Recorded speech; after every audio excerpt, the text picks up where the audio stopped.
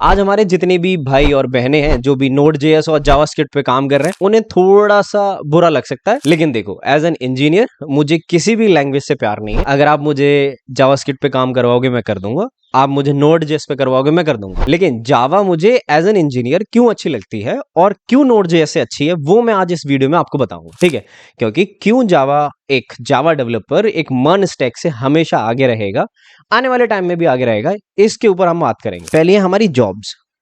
देखो क्योंकि जावा मार्केट में ऑलरेडी 2 डिकेड से ऊपर चल रहा है, ठीक है, 20 साल से ऊपर हो चुके हैं और ये इतना डेप्थ में इतने सारे फ्रेमवर्क्स आ चुके हैं कि जावा के तौर पे जॉब्स बहुत ज्यादा जनरेट हो रही हैं।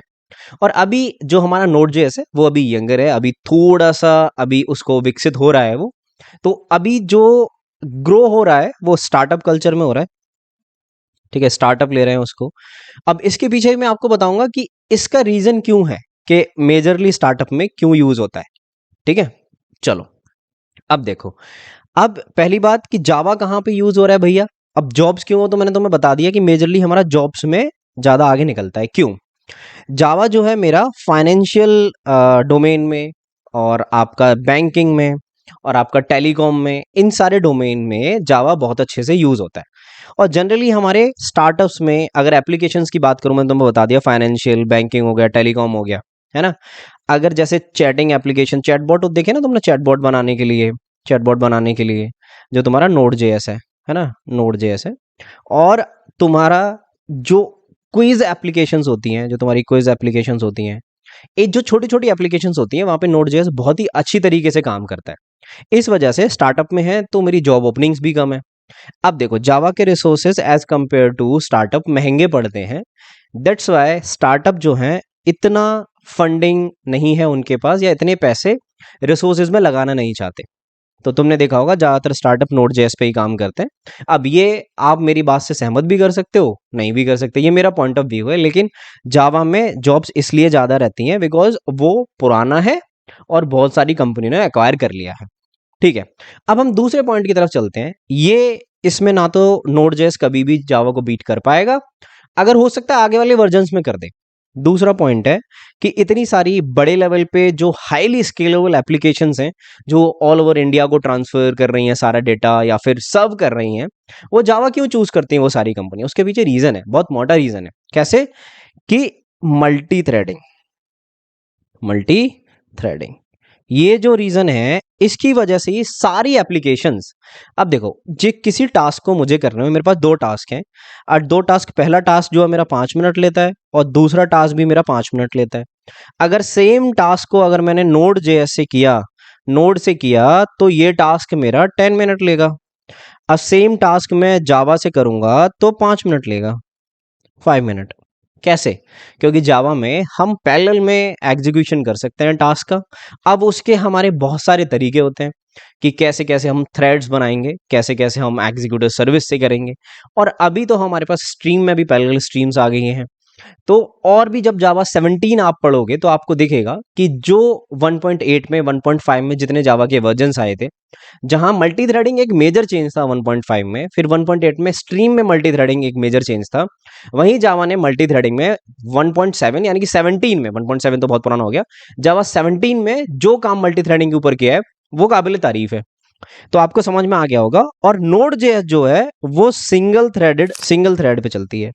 अब आपको समझ में आ गया होगा कि इस मामले में मल्टी थ्रेडिंग में और सिंगल थ्रेड में कितना फर्क है। Why banking applications, telecom domain, finance, ये सारी चीजें जावा को क्यों चूज करते हैं? हर किसी को अपनी एप्लीकेशन बहुत ही फास्ट, हाईली अवेलेबल बनानी है, और हर किसी को अपनी एप्लीकेशन स्केलेबल बनानी है। समझ में आ गया होगा कि मेरी एप्लीकेशन जितनी स्केल रहेगी, जितनी हाईली अवेलेबल रहेगी, मैं यूजर तक जितनी जल्दी पहुंच पाऊंगा, मैं उतनी जल्दी अपने पैसे कमा पाऊंगा। ऑब्वियसली इस वजह से हमारी जो एप्लीकेशंस हैं वो जावा पे चलती हैं। समझ में आ गया होगा, ये वैलिड पॉइंट है, आप इसको कैसे भी करके मना नहीं कर सकते। अगर आपको मेरे ऊपर विश्वास नहीं है, आप नेट पे सर्च कर लेना कि नोड.js कौन से थ्रेड पे चलती है, कितने थ्रेड होते हैं। ठीक है, अब चलते हैं अगले पॉइंट की तरफ कि अब एक स्केलेबिलिटी और मेच्योरिटी की बात आ जाती है कि जहां पे मैं एक जावा के पास जाऊंगा तो पूरा जो इकोसिस्टम है जावा का, मेरा जो इकोसिस्टम है वो बहुत रिच है। ठीक है, अब इस इकोसिस्टम की जब मैं बात करूंगा, अब जब मैं इस इकोसिस्टम की बात करूंगा ये बहुत रिच रिच इकोसिस्टम है। कैसे? एक फ्रेमवर्क जो है, अगर मैं बात करूं कि मेरे को स्प्रिंग फ्रेमवर्क मिल जाता है, मुझे स्प्रिंग सिक्योरिटी मिल जाती है, और मुझे जितने भी काफका है मेरा, मतलब आप एक लाइब्रेरी, आप एक फ्रेमवर्क, कोई भी नाम ले लो, जावा उसकी एक बेहतरीन इम्प्लीमेंटेशन जो वेंडर्स हैं, मतलब जैसे काफका है, स्प्रिंग है, स्प्रिंग काफका है, राइट, आप उसकी डिपेंडेंसी डालोगे तो आपको एक उम्दा बढ़िया एक इम्प्लीमेंटेशन मिलेगी और इतनी तगड़ी डॉक्यूमेंटेशन मिलेगी आपको कि आप इजीली एक्सेस कर सकते हो। वहीं इन केस ऑफ नोड.जेएस जब आप काम करने जाओगे तो इतनी रिच नहीं है, आपको इतने ज़्यादा डॉक्यूमेंटेशन चीज़ें नहीं मिलेंगी, सेम एज़ अभी नया है और इतने ज़्यादा हम चीज़ों पे काम नहीं कर रहे हैं। और जावा ऑब्वियसली इतना सारा मेरा स्टेबिलिटी है क्योंकि इतने मेरे डेवलपर्स हैं। आप स्टैक ओवरफ्लो देख लो, अभी तो आप चैट जीपीटी से पूछ सकते हो, अभी तो खैर चैट जीपीटी से आप नोड.जेएस भी पूछ सकते हो, लेकिन हाल फिलहाल में अगर मैं बात करूं कि आपकी स्टेबिलिटी किसकी ज़्यादा है, आपकी स्टेबिलिटी है जावा की ज़्यादा, क्योंकि आपको उतने रिसोर्सेज, आपको उतने अच्छे इंप्लीमेंटेशंस, उतने अच्छे फ्रेमवर्क्स आपको इसमें नोड.जेएस में नहीं मिलेंगे। बात समझ में आ रही है? अब अगले पॉइंट की तरफ चलते हैं कि भैया ये तो बात सही रही, लेकिन मैं एक एंटरप्राइज लेवल पे कौन सी एप्लीकेशन चूज करूंगा? अब देखो सेम वही बात है कि बेस्ट सपोर्ट फॉर एंटरप्राइज, अगला पॉइंट मेरा यही है। तो अगर मैं अगले पॉइंट की बात करूं कि एक हाईली, एक बड़े सिस्टम पे, मतलब अगर मुझे लॉन्ग टर्म सपोर्ट चाहिए तो मैं क्या चीज़ें यूज़ करूँगा, जावा या नोड.जेएस? देखो अगर मैं सिस्टम बना रहा हूँगा तो ऑब्वियसली मुझे स्प्रिंग का सपोर्ट मिलता है, मुझे जकार्ता का सपोर्ट मिलता है। हालांकि काफ़ी पुराना फ्रेमवर्क है, लेकिन अगर आप अभी स्प्रिंग पे जाओगे, स्प्रिंग बूट पे जाओगे, तो आपको कोई भी चीज़ें आप इजीली कर सकते हो, इजीली अपने सिस्टम को स्केलेबल कर सकते हो, लॉन्ग टर्म मेंटेनेंस हो सकता है। और आपकी मेजर यहाँ पे जो मैं चीज़ें बात करने वाला हूँ वो है सिक्योरिटी, वो है सिक्योरिटी। क्यों भैया सिक्योरिटी क्यों? ये तो मेरी नोड.जेएस में भी होती होगी। तो नोड.जेएस हमेशा एक थर्ड पार्टी लाइब्रेरीज पे डिपेंड होता है इन टर्म्स ऑफ सिक्योरिटी। और यहीं मैं जावा की बात करूं तो ऑब्वियसली जावा एक स्प्रिंग के साथ काम करता है, ठीक है। अब स्प्रिंग अपना एक फ्रेमवर्क देता है कि स्प्रिंग फ्रेमवर्क है पूरा, जहां पे आप JWT का यूज कर सकते हो, जहां पे आप नॉर्मल अगर आप नहीं लगाना चाहते तो स्प्रिंग सिक्योरिटी का यूज कर सकते हो, वहां पे आप इंक्रिप्शन कीज वगैरह का यूज कर सकते हो, यूजर नेम पासवर्ड का यूज कर सकते हो। अब जो मन में आए आप वो सारी चीजें कर सकते हो, ये नहीं है कि आपको एक थर्ड पार्टी पे डिपेंडेंट लाइब्रेरी पे होना पड़ेगा, राइट। जब हम थर्ड पार्टी पे डिपेंडेंट होते हैं तो बहुत सारी वनरेबिलिटी आती हैं। आपने बीच में सुना होगा जब log4j का इशू आया था, तो एक इशू की वजह से सारे डेवलपर्स को अपने कोड में से log4j की जो डिपेंडेंसी थी वो अप करनी पड़ गई थी, यानी कि 1.4 से हम 2 पॉइंट पे कुछ पे आ गए थे। मैंने ही वो सारी एप्लीकेशंस में किया था, आई नो दैट, ठीक है। तो अगर मैं थर्ड पार्टी में मेरी कोई भी वनरेबिलिटी होती है, then I have to also make changes in my application, और जितना डाउन टाइम होता है, जितना लॉस होता है, वो मैं भी सहता हूं। समझ में आ गया? अभी आपने जो क्राउड स्ट्राइक है उसकी वजह से माइक्रोसॉफ्ट का आउटेज सुना होगा, गलती किसी और की थी, लेकिन माइक्रोसॉफ्ट ने कितना झेला। हालांकि माइक्रोसॉफ्ट का कोई रिलेशन नहीं है क्राउड स्ट्राइक से, राइट, लेकिन ऑब्वियसली वो चेक करता है जब भी आप कोई डिवाइस लगाते हो, जब भी आप अप करते हो आपके सॉफ्टवेयर, एक सिक्योरिटी सिस्टम है, तो कोई भी उसे थ्रेट लगता है वो उड़ा देता है। तो जब उसे माइक्रोसॉफ्ट ने थ्रेट लगा, उसने माइक्रोसॉफ्ट की फाइल उड़ा दी। तो अब यहां से पता चल गया ना कि एक थर्ड पार्टी रिलेशन है। हाँ, हालांकि एक डायरेक्ट रिलेशन नहीं है माइक्रोसॉफ्ट का उससे। I hope you are understanding it. Okay, अब चलते हैं अगले पॉइंट पे कि भैया ये चीजें क्या हैं। पॉइंट की बात करूं तो बेस्ट पॉइंट जो मुझे लगता है जावा का, वो है गार्बेज कलेक्टर, जीसी। अब भैया जीसी की बात क्यों कर रहे हो आप? नोड.जेएस के पास भी तो अपना गार्बेज कलेक्टर मैकेनिज्म है, मना नहीं कर रहा हूं, सारी चीजें हैं, लेकिन अब जावा 20 साल से है, तो ऑब्वियसली जब एक घर का बड़ा बेटा होता है उसे एक्सपीरियंस ज्यादा होता है, और एक छोटा बेटा होता है उसे अभी सिखाने की जरूरत पड़ती है, राइट। तो वही जब आप जावा में मेमोरी एलोकेशंस और गार्बेज कलेक्टर की बात करोगे तो आपको दिखेगा कि वो जो एल्गोरिथम है, वो जो मैकेनिज्म है, वो कितनी ऑटोमेटिकली मैनेजेबल है। और अगर मैं नहीं चाहता हूं कि जेवीएम मेरे लिए वो चीजें मैनेज करे, तो मैं कस्टमाइज भी कर सकता हूं उन एल्गोरिदम को।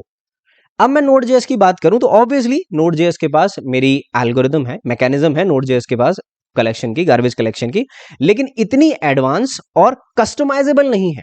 अगर आपने काम किया होगा जावा पे और नोड.जेएस पे, तो आप दोनों में डिफरेंस बता पाओगे कि गार्बेज कलेक्टर में जावा कितनी फर्स्ट क्लास तरीके से चलता है, और वही नोड में जो गार्बेज कलेक्टर, सॉरी हाँ, ये गार्बेज कलेक्टर जावा में कितनी फर्स्ट क्लास तरीके से चलता है, और नोड में कितनी फर्स्ट क्लास तरीके से चलता है। If you have in depth knowledge तो आप मुझसे ये नहीं कहोगे अरे भैया नोड जेएस अच्छी है। ये सारे जो पॉइंट हमने डिस्कस किए हैं ये आपको बताएंगे कि why Java developer are earning more as then compare to Node developer यानी मर्न डेवलपर। ये सारे पॉइंट आपको एक टेक्निकल नॉलेज पे तभी समझ में आएंगे अगर आपके जो फेवरेट यूट्यूबर्स या फिर जिसे भी आप फॉलो करते हो वो कहेंगे कि मर्न अच्छा है तो आप डेफिनेटली यही कहोगे मर्न अच्छा है। बट जितने भी पॉइंट मैंने आपको डिस्कस किए हैं आप एक बार खुद से रिसर्च करके देखना, then choose your career wisely. हाँ, मैं ये नहीं कह रहा हूं कि बुरा है, नो ना, नहीं, ऐसी बात बिल्कुल भी नहीं है। नोड जेएस एक इमर्जिंग टेक्नोलॉजी है, ऑब्वियसली ज्यादा बढ़ रही है, ठीक है, लेकिन एज कंपेयर टू जावा वो इतनी अभी कैपेबल नहीं है और ना हो पाएगी, because Java has developers, right. वो क्या काम कर रहे हैं, वो भी यही काम कर रहे हैं। कल को आप कुछ निकालोगे हम वो भी निकाल देंगे। अब समझ में आया आपको। बट हाँ, ऑब्वियसली अगर आप नोड जेएस में करियर ढूंढ रहे हो, मन डेवलपर बन रहे हो, तो ऑब्वियसली बनो, सब कुछ अच्छा है। लेकिन ये वीडियो आपको मोटिवेट या डीमोटिवेट करने के लिए नहीं है, ये सिर्फ एक अवेयरनेस करने के लिए है कि आप क्या चीजें पढ़ रहे हो, आपको पता होना चाहिए। बाकी Node JS as an career भी अच्छी है, जावा भी एज एन करियर अच्छी है। Okay, I hope this debate is finally यहाँ पे खत्म होती है। अगर इस वीडियो से कुछ सीखने के लिए मिला हो तो वीडियो को कर देना लाइक। वीडियो पे रखते हैं ऑलमोस्ट टारगेट 1000 लाइक का। और अगर मुझसे कुछ हेल्प चाहिए या फिर मुझसे कुछ बात करनी है तो आप कमेंट में कर सकते हो, नहीं तो टेलीग्राम पे मुझे मैसेज कर सकते हो। मैंने लिंक डिस्क्रिप्शन में दे रखा है। I will see you in next video, till then take care, bye bye.